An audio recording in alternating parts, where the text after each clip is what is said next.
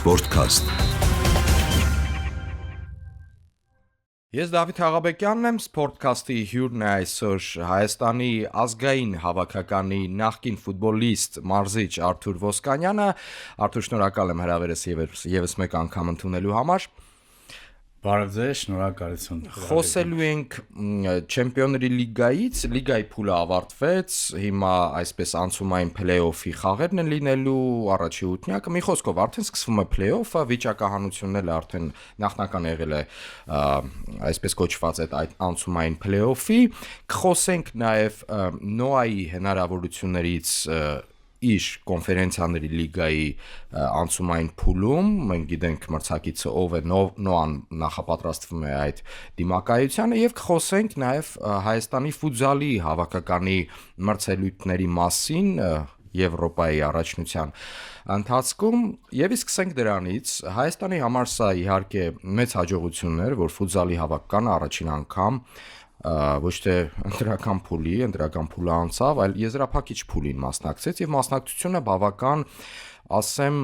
երևի թե շատ փորձագիտական տիրույթում անսպասելի լավն էր, հաջողեցին մերոնք։ Ճիշտ է, ավարտեցին մրցելույթը արդեն քառորդ եզրափակչում, բայց խմբային փուլը այդպես մի շնչով անցնելը, ընդ որում բարդ մրցակցին նախորդ Եվրոյի բրոնզե մեդալակիր Ուկրաինայի հավաքականին հենց առաջի խաղում հաղթելը մեծ հաջողություն էր, նաև հաղթելը խմբում։ Դուք ինչ դիտարկեցիք, Արթուր, ինչ տեսաք, սա իսկապես դուք էլ հավանաբար կկիսեք կարծիքը, որ Հայաստանի համար դա մեծ հաջողություն է։ Իհարկե, պետք է ասենք, որ սա ողջունել է մեր թիմի համար,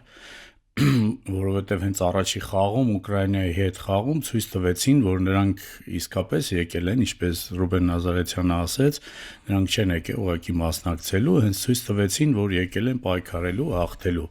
Ու խմբում շատ լավ խաղեր անցկացնելով նամանավանդ Ուկրաինայի հետ խաղը ցույց տվեց, որ այո, նման հզոր թիմի հետ Ուկրաինան միշտ համարվել է ֆուտզալում եռյակում ամենաուժեղների մեջ։ Եվրոպայի մակարդակով։ Ու այդ հաղթանակը ինձ ցույց տվեց, որ մեր թիմը արդեն լուրջ թիմ է ու նման թիմերի դեմ կարող է լավ արդյունքի հասնել։ Բայց ամեն դեպքում պետք է փաստել, որ փորձի պակաս կա, ամեն դեպքում խաղերը շատ են եւ արդեն վերջին խաղերում մեր տղաները ինչ որ չափով երևաց, որ թե օգնածությունը, թե արդեն փորձը զգացնել տվեց վերջի Խորվաթիայի հետ խաղում, բայց պետքա փաստենք, որ սա արդեն մեր հավաքականի համար առաջի անգամ մասնակցելով նման մրցաշարում եզրափակիչ փուլում մեծ արդյունքներ, շատ գովելի է տղաներին գեղեցիկ խաղի համար։ Նաև խմբային փուլում մենք տեսանք դե Ուկրաինայի հետ այդ դիմակայության մասին դուք խոսեցիք, երկրորդ խաղը Չեխիայի հավաքականի հետ էր։ Մերոնք հաշվի մեջ բավական առաջ էին ընկել, բայց վերջում կարծես դա փորձի պակասություն էր, որ չեխերը այսպես գոլ առ գոլ կարծես գրեթե հավասարվեցին։ Գիտեք ինչ, մասնագետ չեմ ֆուտզալի, բայց ամեն դեպքում խաղի որպես մասնագետ ֆուտբոլի երևում էր, որ նման ֆուտզալը այնպիսի խաղ է, որ շատ արագ դեպքերը զարգանում են եւ իմ կարծիքով խաղի մեջ ունենալով առավելություն ինչ որտեղ պետք է խաղը սառեցնել ֆուտզալում նա։ Դա էլ փորձում էր անել Ռուբեն Նազարեթյանը, դա զգացվում էր։ Այո, բայց գիտեք ինչ, ինչքան էլ մարդիկ չուզենա, դա ֆուտբոլիստների փորձն է, թե նա էմոցիաները ինչպես կկարգավորեն։ Երբ տղաները Չեխիայի նման թիմին հաղթում էին, ուզում են ավելի շատ գոլ խփել, ավելի էմոցիաները բարձր է, ուզում են ավելի հարձակողական խաղալ, բայց նման խաղերում շատ դեպքում պետք է ուղղակի սառեցնել խաղը, սպասել հարմար պահին, ինչը ես կասեմ հակառակը նայեք Խորվաթիայի հետ խաղում մեր դեմ արեց Խորվաթիան։ Առաջի խաղակեսում խփեց գոլերը ու իրացրեց, երկրորդ խաղակեսում ընդհանրապես փորձում էին սառեցնել խաղը, պաշտպանություն միշտ մնացին, սա փորձն էր նրանց։ Իհարկե այս խաղերով փորձ կգա մեր տղաներին եւ համոզված եմ, որ ապագայում էլ ավելի լավ արդյունքներ կգրանցեն։ Նաև եվրոպական փորձագիտական տիրույթում ֆուտզալի մասնագետները նշում են, որ ահա ծնվեց, մենք մեր աչքով տեսանք եւս մեկ հավաքական, որը մոտակա տարիներին բարձր տեղերի հավակնորդ կլինի միշտ եւ դա շատ մեզ համար հպարտության զգացում է իհարկե առաջացնում, որ տեսնում են դա, տեսնում են ոչ թե իրենց համար պարզ է անակնկալ էր Հայաստանին տեսնել խմբի հաղթող, պայքարող, բայց իրենք տեսան նաև մերոնց ներուժը։ Այո, իհարկե, գիտեք ինչ, ես միշտ ասել եմ, մենք նման խաղերում մենք առավելություն միշտ ունենում ենք, ինչի համար մեր ազգը ավելի տեխնիկապես զարգացած է, մեր ազգը սիրում է գնդակով ավելի շատ խաղալ, ու այս ֆուտբոլում մենք արդյունքներ կարող ենք գրանցել, որովհետև մեր ֆուտբոլիստները ի ծնե այդպիսի որակներ ունեն, կարող են այս նման խաղերում արդյունքի հասնել, որովհետև ստեղ մեծ ֆուտբոլի նման չի, մեծ տարածություններ չկա, անընդհատ պետք է գնդակով խաղաս, ու եթե տեխնիկապես ծանր է, այո, ստեղ արդեն ավելի շատ պետք է գնդակը շարժվի, տեխնիկան պետք է երևա անհատական, ու մեր ֆուտբոլիստները ունեն այդ որակները, կարծիքով ապագայում համոզված եմ, որ այս խաղում մենք ավելի լավ առավելություններ ու արդյունքներ կունենանք։ Արթուր, անցնենք նաև արդեն մեծ ֆուտբոլին, դասական ֆուտբոլին, Նոայի հնարավորություններին, Հայաստանի միակ ներկայացուցիչն է Եվրագավաթներում այժմ եւ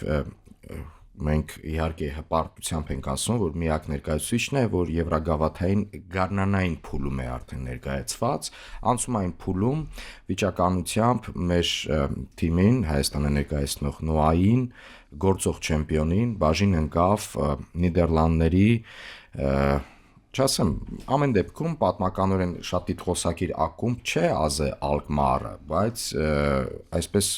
միջինից բարձր է նաև դասվում Նիդերլանդների Էրիդիվիզիայում եւ մենք տեսնում ենք տարեստարի արդեն եւ մոտավոր 2 տասնամյակ, որ AZ Alkmaar-ը 4-րդ, 5-րդ տեղերում տեղերը գրավում է արդեն եզրափակիչ աղյուսակում իրենց առաջնության եւ մասնակից է նաեւ Եվրագավաթներին, ընդ որում Եվրագավաթներին այսպես ոչ ստաբիլ, բայց լավ մասնակցություն ցույց է տալիս։ Հիմա այս տարի ինչպիսին է AZ Alkmaar-ը եւ ինչ հնարավորություններ ունի Նոան, դուք ինչ եք դիտարկում։ Գիտեք ինչ, AZ Alkmaar-ը միշտ ճիշտ նշեցիք, որ վերջին տարիներում միշտ մրցանակային տեղերի համար պայքարող թիմ է ու Եվրոլիգաներում միշտ համարյա թե մասնակցում է, փորձառու թիմ է, ունի լավ լեգիոներներ, վերջերս հետևել եմ նրա խաղերին, ճիշտ է վերջի մարզիչի փոփոխություն եղավ նրանց մոտ, բայց ամեն դեպքում շատ պինդ, լավ տեխնիկապես զարգացած կարծես տվեց նոր մարզիչը եւ AZ Alkmaar-ը սկսեց արդյունքները բարելավել իր ներքին առաջնությունում։ Այո, ճիշտ է, վերջի խաղում պարտվեց, բայց ամեն դեպքում եթե վերցնում ես խաղով, թիմը լավ ֆուտբոլիստներ ունի ու երևում է, որ դեռ առջևում է նրանց պայքարը առաջնությունում։ Նոան իհարկե Նոայի համար սա մեծ շանս է, փորձություն է, որովհետև ամեն դեպքում Հոլանդիայի առաջնությունը միշտ լավ առաջնություն է եղել, միշտ հոլանդական թիմերը խաղացել են Եվրոլիգաներում ու լավ արդյունքներ են ցույց տվել։ Ու ստեղ լավ, ոնց որ ասած, քննություն կլինի Նոայի համար նման թիմերի դեմ խաղալը։ Նոային խանգարում է այն հանգամանքը, որ Հայաստանի առաջնությունում այսպես դադար է եւ մարզավիճակի հարց կարող է լինել, չնայած Նոան այժմ անցկացնում է իհարկե նախապատրաստական փուլ է անցկացնում, ընկերական հանդիպումներ, այդ որ նաեւ ռուսաստանյան ակումբների։ Ֆուտբոլում մանրուքներ չկան, ամեն դեպքում կխանգարի, իհարկե այնտեղ Նիդերլանդների առաջնությունը գործում է եւ խաղում են առաջնությունում, իսկ մեր առաջնությունում դադար է եւ ճիշտ է Նոան այսօր Էմիրատներում ուսումնամարզական հավաք է անցկացնում, արդեն 2 օր առաջ խաղ խաղաց Լոկոմոտիվ Մոսկվայի դեմ, մի խոսքով մի քանի խաղ էլ ունի Նոան կանցկացնի, իմ կարծիքով եթե կարողանան ճիշտ պատրաստվել ու այստեղ ուրիշ բան էլ կա, մոտիվացիա կա, ինչպես կխաղա մեր թիմը, մեր տղաները նման թիմերի դեմ։ Ես հուսով եմ, որ պետք է Նոան լավ արդյունքներ գրանցի, միայն կախված է թե ինչ լավ ուսումնամարզական հավաք կանցկացնեն։ Հնարավորություն կա դուք որպես ֆուտբոլիստ վերհիշելով ձեր կարիերայի անցկացրած տարիները, որպես ֆուտբոլիստ այս նախապատրաստական ուսումնամարզական հավաքների ժամանակ յուրաքանչյուր ֆուտբոլիստ կարողանում է լիարժեք այսպես բարձրացնել իր մարզավիճակը, բերել ճիշտ կետի, որին ենթադրենք աշնան փուլում էր։ Դժվար է, քանի որ ասեմ ֆուտբոլիստները տվյալ դեպքում նոան ֆուտբոլիստները եկել են հանգստից, հիմա նրանց մոտ առաջի փուլը անցնում է ֆիզիկական պատրաստականությունը, նրանց բարելավել ֆունկցիոնալ վիճակը, իսկ խաղային առումով ստեղ միակ խնդիրը կլինի, սա խաղային ոնց որ ասած պրակտիկան, որ խաղերի քիչը խաղեր են խաղացել, դուրս է գալիս, նոան եթե հասցնի մի 2-3 խաղ խաղա, 4-5 խաղից հետո պետք է արդեն մասնակցի play-off-ին։ Իսկ հակառակ դեպքում Ազակմարը արդեն առաջնության մեջ է ու նրանք ոնց որ ասած ստաբիլ խաղում են խաղերը։ Ինչ որ առումով, այո, առավելություն ունի Ազակմարը, բայց ամեն դեպքում պետք է փորձի նոան շատ ժամանակ նման դեպքերում թիմերը կարողանում են իրենց թարմության հաշվին առավելության հասնել, ինչը նոան պետք է ունենա ավելի թարմ լինի, քան Ազակմարը։ Այստեղ փակելով այս թեման, ուսումնամարզական հավաքների ժամանակ մենք հասկանում ենք ընկերական հանդիպումները անցկացվում են, բայց ընկերական հանդիպումները ունեն իրենց կանոնները, այսինքն դրանք լիարժեք պաշտոնական հանդիպումներ չեն եւ ֆուտբոլիստները փոքրինչ խնայում են իրենց եւ թե իրենց ֆիզիկապես, թե մրցակիցներին, այսինքն այսպես անհատական դիմակայություններում, այսպես կոնտակտային ֆուտբոլի մեջ այսպես ներկայացնեմ, այն ուժը եւ էներգիան չեն ներդնում։ Իհարկե, դա նույնպես ինչ որ կարելի ասել բաց թողում է, դժվար է, որովհետև ֆուտբոլիստը ինչ տրամադրվում է օֆիցիալ խաղերին, ինչ ընկերական խաղեր, դրանք տարբեր են։ Ճիշտ է, համաձայն եմ դրա հետ, այդ կողմով էլ առավելություն ունի Ազակմարը։ Չեմ սիրում ֆավորիտների մասին խոսել, բայց այս թեմային եթե անդրադառնում ենք, եւ փորձագիտական մակարդակում շատերը նշում են, որ Ազակմարը այս դիմակայությունում ակնհայտ ֆավորիտ է, բայց Նոայի մասին խոսելիս մենք տեսանք, թե Նոան նույնիսկ խմբային փուլում, լիգայի փուլում իրենից ավելի ուժեղ, ավելի բարձր դասվող թիմերի հետ, ինչպես կարող է ճակատին այսպես մարտնչել եւ գուցե եւ որոշ դեպքերում հասնել հաջողության։ Իհարկե, նամանավանդ տան խաղին պետք է ավելի լավ պատրաստվել, որովհետև տունը նիդերլանդների համար ավելի դժվար կլինի մեր մոտ խաղալ, քանի որ եղանակային պայմանները ավելի ցուրտ է, քան իրենց մոտ ու ստեղ կարելի է տան խաղում ավելի ճիշտ պատրաստվել ու արդյունք հենց ստեղ տանը հասնել արդյունքի։ Դե այստեղ այս պարագայում երկխաղյա դիմակայությունում տակտիկան է, չէ, շատ անգամ որոշիչ։ Ճիշտ է, արդեն քանի տարի է UEFA-ն վերացրել է այդ արտագնագոլի կանոնը, որը բավական առավելություն էր տալի նամանավանդ պաշտպանողական ֆուտբոլ դավանող թիմերին, որոնք կարող էին մեկ գնդակի տարբերությամբ հաղթել իր տան պայմաններում, հետագայում այդ փորձել այդ արդյունքը հնարին չափ պահել նաև մրցակցի խաղադաշտում։ Այս պարագայում Նոան այդ առավելությունը չունի, բայց ինչպես դուք եք ասում Արթուր, կփորձի հնարին չափ արդյունքի հասնել այստեղ։ Պետք է օգտագործել հենց եղանակային պայմանները ավելի ցուրտ, հետո մարզադաշտի որակը այնքան էլ այնպեսին չի լինի, ինչպեսին կցանկանար Ազակմարը, քանի որ ես հետևել եմ, նրանք շատ արագ միջին կարճ փոխանցումներով ֆուտբոլ են խաղում, ու այստեղ պետք է նորից հաշվի առնել այս հանգամանքները եւ ճիշտ պատրաստվել տան խաղին։ Անցնենք արդեն այլ թեմայի։ Մինչ այդ մեր ունկնդիրներին հիշեցնեմ, որ զրուցում եմ Հայաստանի ազգային հավաքականի նախկին ֆուտբոլիստ եւ մարզիչ Արթուր Ոսկանյանի հետ։ Արթուր, անդրադառնանք արդեն UEFA Չեմպիոնների լիգայի այս տարվա մրցաշարին, լիգայի փուլը ավարտվեց։ Արդեն ձևավորվեց իհարկե առաջին ութնյակը թիմերի ըստ մրցաշարային աղյուսակի եւ այդ ութնյակը ուղեգրեր ստացան այդ ակումբները արդեն 1/8 եզրափակիչի փուլի, մնացած ակումբները 9-ից մինչև 24 խաղում են անցումային play-off։ Մինչև թիմերին անդրադառնալը, խոսենք նաեւ այս UEFA-ի ձևափոխած այս նոր ձևաչափի մասին մենք տեսանք նաև վերջին իհարկե խաղափուլերում 6-րդ, 7-րդ, 8-րդ թե պայքարը ինչքան հետաքրքրացավ։ Մինչ այդ նախորդ ձևաչափում, երբ որ խմբային փուլեր եւ յուրաքանչյուր խմբում 4 թիմեր էին, ակնհայտ ֆավորիտներ կային, որոնք ուժեղ էին, իրենք նույնիսկ առաջի 3-4 խաղերի արդյունքներով գրեթե ապահովում են իրենց ելքը play-off pool եւ արդեն հետաքրությունը նամանդ վերջին խաղափուլի 6-րդ խաղափուլի այդպես մեծ չէր։ Կային իհարկե խմբեր, որտեղ դեռևս ոչ մի բան որոշված չէր։ Հիմա այս նոր ձևաչափը, երբ որ ներդնում էր UEFA-ն, նշում էր, որ մինչև կտեսնեք, մինչև վերջի վայրկյան, բացի նրանից, որ հիմնական, այսպես ասեմ, ցուցադրվող հիմնավորումներից մեկը այն էր, որ կտեսնեք ավելի շատ top դիմակայություններ։ Տեսնում ենք դա, բայց մենք տեսնում ենք նաև այլ դիմակայություններ, որոնք նույնիսկ չեզոք ֆուտբոլասերի մոտ հետաքրքրություն են առաջացնում։ Վառ վկայությունը Բենֆիկայի եւ Ռեալի դիմակայություններ վերջին խաղում, որտեղ նույնիսկ մեկ գոլը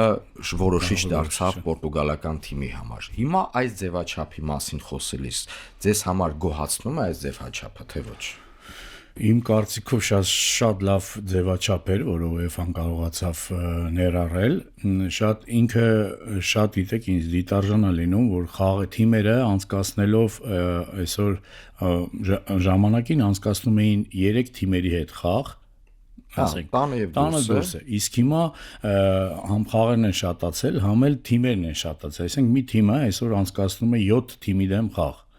Տունը դուրսը տարբեր ձևաչափ 8 խաղափուլ է 8 խաղով 8 խաղով մի խոսքով ստաց 8 խաղ 8 խաղ ու տարբեր թիմերի դեմ սա ամենա դասակարգման բայց գիտեք ինչ հետաքրքրություն է որ խաղում են տարբեր թիմերի դեմ ու գեղեցիկ է այն ստացվում որ միջև վերջի տուրը թիմերը պետք է պայքարեն նախ միջև 8-նյակ մտնելը եւ միջև 24 թիմերի մեջ մտնելը սա եւս դիտարժանություն է վարկյանում թիմերին ու թիմերը բոլոր թիմերն էլ ունենում են շանս, եթե ճիշտ կարգավորում են իրենց խաղերը, շատ հնարավորություն է ցանկացած թիմ մտնել 24-ի մեջ, եթե կարողանա տան խաղերը ճիշտ անցկացնել։ Ու նայեք, նույնը Նոհան կարողացավ անցած տարի 6 միավորով չկարողացավ, բայց այս տարի ասենք կարողացավ մտնել։ Նույնը ըստեղ թիմերը, օրինակ վերջի պահին շատ լավ շեշտեցինք Բենֆիկան, որ չէր մտնում վերջի րոպեներն էր ու մի գոլ էր պակասում որպեսզի մտներ 24-ի մեջ եւ դարպասապահ եկավ խփեց այդ գոլը ու մեկ գոլով Բենֆիկան մտավ 24 թիմի դեմ ու այսօր play-off-ում խաղում է հենց նույն Ռեալի ըստ վիճակագրության։ Իմ կարծիքով այո շատ ճիշտ եւ լավ ձևաչափ է որը ֆուտբոլը ավելի Չեմպիոնների լիգան եւ ցանկացած կոնֆերենս լիգան, նույնը Եվրոլիգան ավելի դիտարժան սարքեցին։ Նախորդ ձևաչափի պարագայում տարբեր երկրների ազգային լիգաներն նմանად այն top ազգային լիգաներից հնչում էր կարծիք, որ այդ ձևաչափը այնպիսին է, որ որոշիչ է մեկ խաղը գրեթե այսինքն այն թիմերը, որ կարողանում են տրամադրվել մեկ խաղի, շատ անգամ հաջողում են, նույնիսկ իրենց ազգային առաջնություններում անհաջող տարի են անցկացնում, բայց տեսեք Եվրագավաթում կլինի Չեմպիոնների լիգա, Եվրոպա լիգա, թե մյուս ձևաչափի մյուս լիգաները հաջողում են, որտեղ կարողանում են տրամադրվել այդ մեկ դիմակայությունը նման play-off pool-ում։ Ասում են դե եկեք, եթե կարող եք մրցաշարային աղյուսակով խաղանք, այդտեղ ձեր ստաբիլությունը կերևա։ Հիմա կարծես այս ձևաչափը որոշ չափի բերել է դրան։ Իհարկե բողոքները հիմնականում այն լիգաներից էին, որտեղ որ խաղերը չափազանց շատ էին, խոսքը գնում է իհարկե Անգլիայի Պրեմիեր լիգայի, որոշ չափով Իսպանիայի Լա լիգայից, Գերմանիայի Բունդեսլիգայից, այո։ Դե անգլիացիք էին ամենից շատ բողոքող, ասում են, տեսեք մեր ակումբներ, մեծ համար մեր առաջնությունն է, մեր չեմպիոնությունն է ավելի կարևոր, Եվրագավաթը փոքր-ինչ ստորադասվում է դրան, նույնիսկ չեմպիոնների գավաթը։ Բայց մենք ստաբիլ խաղում ենք, Մանչեսթեր Սիթին յուրակ արդեն 10-ամյակից ավել ստաբիլ խաղում է իր լիգայում եւ կարողանում է իր լավ այդ ելույթների շնորհիվ Գվարդիոլայի ղեկավարմամբ հասնել հաջողության, բայց արի ուտես գալիս է մեկ խաղ, չգիտեմ, ընդ Մոնակոն կլինի, Լիոնը կլինի, այդ մեկ խաղի դիմակայությունում պարտվում եւ դուրս է մնում։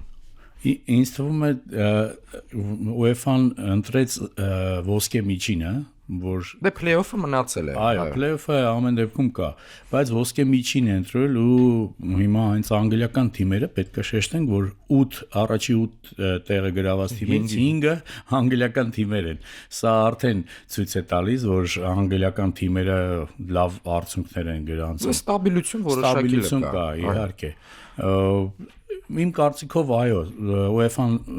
ոսկե միջինը ընտրեց ու ավելի դիտարժան է լինում խաղերը ու ամեն խաղ ունի իր հետաքրքրությունը։ Այս ձևաչափը եւ UEFA-ի հնարավորությունը որոշ ազգային ասոցիացիաներին ըստ տարվա արդյունքների, վաստակած միավորների, դե չխորանանք շատ մանրամասն դրան չանդրադառնամ, բայց հնարավորություն են ընձեռում առաջի երկու այդ ընդհանուր ասոցիացիաների այդ միավորների աղյուսակի մեջ առաջի երկու երկրներին հավելյալ ուղեգիր վաստակելու։ Այս պարագայում նախորդ տարի դա Անգլիայի Պրեմիեր լիգան եւ Իսպանիայի Լա լիգան էին, որոնք ներկայացվեցին արդեն այս մրցաշրջանում 5-ական թիմերով, դրան գումարվեց նաեւ Անգլիայից Տոտենհեմը, որը ի վերջո տիտղոս նվաճեց Եվրոպա լիգայում եւ ուղեգիր համապատասխանավ 6 թիմ Անգլիայից, 5 թիմ Իսպանիայից։ Դա փոքրինչ այսպես չի փոխում ուժերի հավասարակշռությունը Եվրոպայում։ Մենք կհիշենք իհարկե մինչև 90-ական թվականներին Եվրագավաթներում չեմպիոններ խաղում էր չեմպիոնների գավաթի մրցաշարում, գավաթակիրը գավաթակիրների գավաթի մրցաշարում։ Իհարկե դիտարժանություն ավելացնելու, ֆինանսներ բերելու համար նպատակով փոխվեցին ձևաչափերը, բայց հիմա այդ փոփոխությունների արդյունքում ի վերջո ունեցանք դեռևս նոր նախադեպ, որ մի երկիր ներկայացված է 6 թիմով։ Սա, չգիտեմ, ինչ ենք սրանից հասկանում։ Գիտեք ինչ, այստեղ հարցը, որ ինչքան թիմերը UEFA-ն սկսեց ավելացնել թիմերի քանակը, ու ուզած արդեն այստեղ պետքա ստիպված ավելացնեին այդ երկրների ուժեղ թիմերը, որովհետև եթե ուզում էին առաջնությունը ինքը Չեմպիոնների լիգան ավելի հետաքրքիր լիներ, ստիպված պետքա թիմերի քանակը որտեղից ավելացնեն։ Ամեն երկրից, ասենք, բերեցին չեմպիոններին, բայց հետո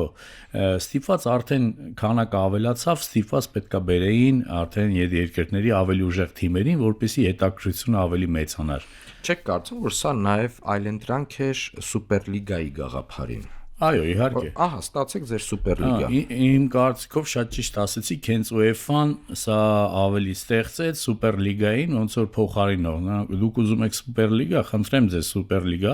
ձեր լավ թիմերով, ուժեղ թիմերով մասնակցեք ու վաստակեք ձեր գումարները։ Ինչը այսօր տեսնում ենք, որ անգլիական թիմերը 5 թիմ ութնյակում ասեցինք ու մեծ գումարներ կարող են վաստակել, եթե հաղթեն Չեմպիոնների լիգա։ Բացի դրանից դա Նյուկասլ Յունայթեդն էլ, որը դուրս մնաց այդ ութնյակից, բայց վերջի պահին հնարավորություն էր, եթե իհարկե գործող գավաթակիրի հետ մրցակցությունը չլներ այն նույնիսկ Փարիզում։ Բայց կարող էր նաև այդ ութնյակի մեջ 6-րդ անգլիական թիմը։ Հիմա մենք այս տարի այս մրցաշրջանին արդեն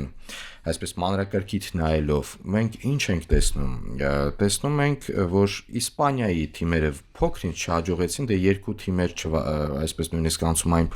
play-off-ի ուղեգիր չվաստակեցին, բայց Իսպանիայի այդ դասական եռյակը Ռեալը, Բարսելոնան եւ Մադրիդի Ատլետիկոն ներկայացված են եւ դասվում են դարձյալ ֆավորիտների շարքում, նամանավանդ Բարսելոնան ու Ռեալը։ Ատլետիկոն մի քիչ անհասկանալի է այս տարի։ Մենք նախ սկսենք Իսպանիայից։ Այո, Բարսելոնան այսօր շատ լավ կազմ ունի, երիտասարդ կազմ, իր խաղով զարմացնում է, բայց դեռ չկա ստաբիլություն, որովհետև խաղեր կա, պաշտպանությունում սխալներ լինում են եւ գոլեր բաց են թողնում, բայց Բարսելոնը այո, ֆավորիտ է իր լավ խաղով, իր լավ մարզիչով, իր ֆենոմենալ ֆուտբոլիստներով։ Ապտակ կերան Չելսիից։ Այո։ Ապտակ կերան Չելսիից։ Դա իհարկե որոշակիորեն այնտեղ Բարսելոնայի երկրպագուները կնշեն, որ գիտեք, այդ ժամանակ Բարսելոնան նախ որոշակի կորուստներ ֆուտբոլիստների ուներ, նաև որոշակի մարզավիճակի հարց ուներ այդ ստաբիլության մասին, որ խոսում եք, դե յուրաքանչյուր top ակումբել մրցաշրջանը անցնում է որոշակի, բացի այս տարի բացառությունն են Արսենալն ու Բավարիան, հավանաբար։ Դե Ռեալն էլ որոշակի ոչ ստաբիլ է։ Մարզիչի փոխեցին։ Ռեալը գիտեք ինչ, Ռեալը ես կասեի Խավի Ալոնսոյի ժամանակ իմ սուբյեկտիվ կարծիքն է, որ դա մի ուժեղ թիմ էր ու ստեղծման փուլում էր ու շատ եմ ափսոսում, որ Ալոնսոն դուրս եկավ այդ թիմից, որովհետև Ռեալը Ալոնսոյով շատ ավելի լավ թիմ էր լինելու։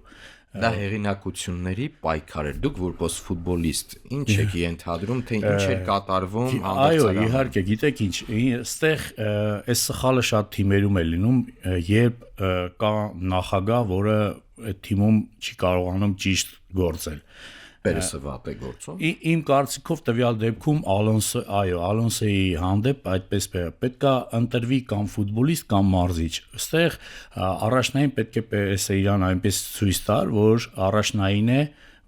մարզիչը, ոչ թե ֆուտբոլիստները։ Բայց Ռեալը մի սպეციფիկա ունի, որ ի վերջո Ռեալի աստղերը նաև մեծ ակտիվներ են, այսպես ասած ակտիվ ֆինանսական իմաստով նկատի ունեմ։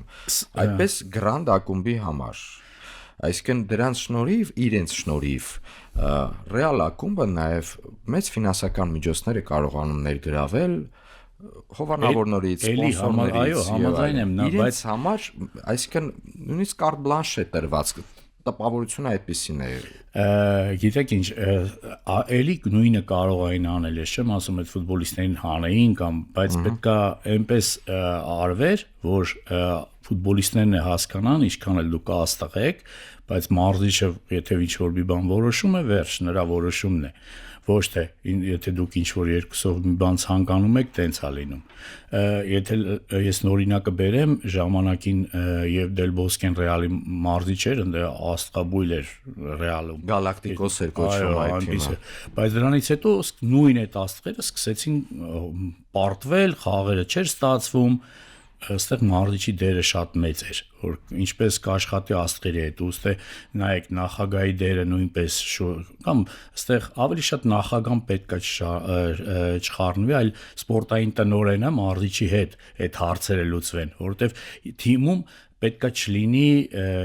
առանձին ֆուտբոլիստներ, եթե կոլեկտիվ է, պետք է կոլեկտիվ լինի հաջողություն հասնելու համար։ Նամանավանդ նման թիմերում, հիմա նայեք, մենք շատ օրինակներ կարող ենք բերել, Մբապե եւ Վինիսիուս, նրանք խաղում ինչ որ առումով sense սկսում էին թիմային խաղալ, Ռեալը գերազանց էր, բայց ինչ որտեղ իրանց եսասերության, իրանց քայլելով, ծուլության, այ ժամանակ արդեն թիմը քանդվում էր։ Նման բան թիմում չի կարող լինել, որովհետեւ դա փոխադարձ ոնց որ ասած վարակիչ է մյուս ֆուտբոլիստների, եթե աստղը կարա այսպես անի, ինչի ես չեմ կարող կամ մի խոսքով թիմի ընդհանուր հոգին կոտրվում է։ Ռեալի խնդրեմը սա էր, սա պետքա գիտեք ինչ պահվել Ռեալում, իհարկե սա միայն մարզիչից չէ կախված, սա սպորտային տնօրեն, նախագահ պետքա այնպես անեին, որ այս հարցը ճիշտ լուծում տային։ Անհասկանալի փորձ էր սա Արթուր Ռեալի պարագայում, որտեվ երբ որ ի վերջո բանակցեցին Խավի Ալոնսոյի հետ եւ իրեն հրավիրեցին իր մարշչական կազմով հրավիրեցին Ռեալ, ակնհայտ էր, որ Ռեալը գնում է մեծ փոփոխությունների, այսինքն իր հետագա զարգացման ուղղությունը փոխում է արդեն համակարգային ֆուտբոլի է բերում Անչելոտիից հետո։ Անչելոտին շատ լավ էր աշխատում այդ սուպեր աստղերի հետ, բայց գնացին այդ փոփոխության։ Հիմա փոփոխության գնալիս ակնհայտ պետք է լինի, որ ինչպես դուք եք նշում, նախագահան եւ սպորտային տնօրենը եւ տնօրինությունը, ղեկավարությունը ակումբի որոշակիորեն բերելով այս ուղղությունը պետք է կարտ բլանշ տա հենց մարշչական կազմին։ Այլ ոչ թե ֆուտբոլիստների։ Այսինքն պետքա ֆուտբոլիստերին հասկացնել, որ մարզիչը եկել է ու նա է որոշում ինչ խաղաոճ են խաղում, ինչ տակտիկայով են խաղում, դուք դրա մասնիկն եք։ Դուք ոչ թե դուք ամեն մեկը ձեր համար աստղ եք ստեղ ու թիմը այդպես կձևավորվեր շատ նամանավանդ ժամանակակից ֆուտբոլում շատ կարևոր է այս թիմային խաղը որ թիմում լինի կոլեկտիվ ընտանիք ամենակարևոր բանն է այսօր հիմա օրինակ հենց բերեմ Bodo Glimt նայեք նորվեգական թիմ որտեղ խաղում են բոլոր նորվեգացիներ մի դարպասապահ ռուս դարպասապահ ունեն ու մնացածը նորվեգացիներ են ու այսօր նման թիմը Չեմպիոնների լիգայում արդեն փլեյօֆ է հասել նորվեգացի ֆուտբոլիստներով սա ու խաղով վերջի երկու խաղը ես նայել եմ City-ին հաղթեցին ու Ատլետիկո Մադրիդին նայեք այս թիմ նորվեգական թիմը նորվեգացի ֆուտբոլիստներով սա արդեն ցույց տվեց թիմային ոգին թիմի կոլեկտիվը այսօր ֆուտբոլում շատ կարևոր է այս դառը այս որպես թիմ որ ասում են թիմ դա արդեն ինձնից մի ընտանիք է որը պայքարում է միասին ամբողջ խաղի ընթացքում եւ ավարտենք շատ հետաքրքիր թեմա բացեցիք ինչու են հաջողում այդ ձեր նշած նորվեգական ակումբը Sporting-ը նման ակումբներ այդտեղ տեսնում ենք որ աստղեր չկան դուք որոշակիորեն բացեցիք փակագծերը հիմա մի փոքր էլ բացենք հիմա Sporting-ում աստղեր չկան բայց թիմը թիմ է ինչպես դուք եք նշում եւ այստեղ մի կարևորագույն հանգամանք էլ կա յուրաքանչյուր ֆուտբոլիստ դուրս գալով խաղադաշտ այդ թվում նաև Բենֆիկայի պարագայում տեսանք այդ մեկ խաղում Ռեալի դեմ իրեն դրսևորում է իր էներգիան ծախսում է 100%-ով չի ծուլանում որևէ պարագայում մարշչական այդպես դրվածքը այն ինչ որ մարզիչը որոշել է ամբողջովին պլանը իրականացնում է մեծ թոփ ակումբներում փոքրինչ այդպես չէ նախ ասեմ նայեք այդ թիմերը որ հասել են դրան մի օրվա մեջ չի հասնում դա տարիների աշխատանք է ճիշտ աշխատանք որպեսզի հենց իրենց ակադեմիա իրենց ֆուտբոլիստներով հասնում են նման արդյունքի այստեղ շատ կարևոր է գիտեք ինչ ֆուտբոլիստների մտածելակերպը ֆուտբոլիստները նման թիմերում ֆուտբոլիստները ծարավ են հաղթանակի նման թիմերի դեմ նրանք մտնում են դաշտ ոնց որ վերջի խաղ այսպես ամեն ինչ դնում են հաղթելու համար իսկ թոփ ակումբները ինչ որտեղ հանգստություն կա որովհետև խաղում են առաջնությունում չեմպիոնության համար ավելի հանգիստ են իսկ նույնը չեմպիոնների լիգայում ինչ որտեղ նրանց մոտ կա հանգստություն իսկ տարբերությունը սա է թիմը կոլեկտիվ է ու նրանք պայքարում են ճիշտ բառը սա է սոված են հաղթանակի Ռուսաստանում միշտ է դա ասում են սոված շներ որ մտնում են դաշտ պետքա լինես ինչպես սոված շունը ամեն գնդակի համար պայքարես այս բանը պետքա իհարկե դա տարիների ընթացքում պետք է լինի չի լինի մի օրվա մեջ ինչպես ժամանակին ես հիշում եմ հայկական մի թիմ դուրս էր եկել եվրոլիգաներ եւ նախագահան մտել էր ասել էր չգիտեմ ինչ գումարներ եմ տալիս այս խաղը հաղթելու համար փորձում էր այդպես մոտիվացնել ուզում ես միլիոն տուր 2 միլիոն տուր մի խաղով չի կարող հասնել արդյունքի դրա համար ժամանակ է պետք ավելի լավ այդ միլիոնները դնել զարգացնել պատրաստել ու գալ այն ժամանակ արդեն արդյունքը կլինի ոչ թե եկել եմ այսօր այս խաղով պետքա այդ միլիոնը տամ ու դու խաղացեք չէ դա տարիների աշխատանք է ինչ արեց նորվեգական թիմը ինչ արեց պորտուգալական թիմը թիմային աշխատանք նրանք մտնում են ամեն խաղի միջև վերջին վարկյան ամեն գնդակի համար պայքար ու այս դրանով էլ հենց ֆուտբոլը այսօր դիտարժան է որովհետև նորից եմ կրկնում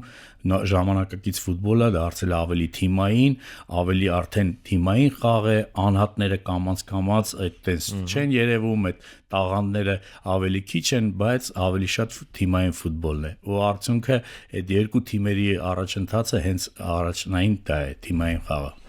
Շնորհակալ եմ Արթուր հետաքրքիր զրույցի համար մեր ունկնդիրներին եւ ակնդիրներին հիշեցնեմ որ զրուցեցի Հայաստանի ազգային հավաքականի նախկին ֆուտբոլիստ եւ ներկայում մարզիչ Արթուր Ոսկանյանի հետ Ես Դավիթ Հաղաբեկյանն եմ շարունակեք հետևել մեզ նաեւ հանրային ռադիոյի սոցիալական հարթակներում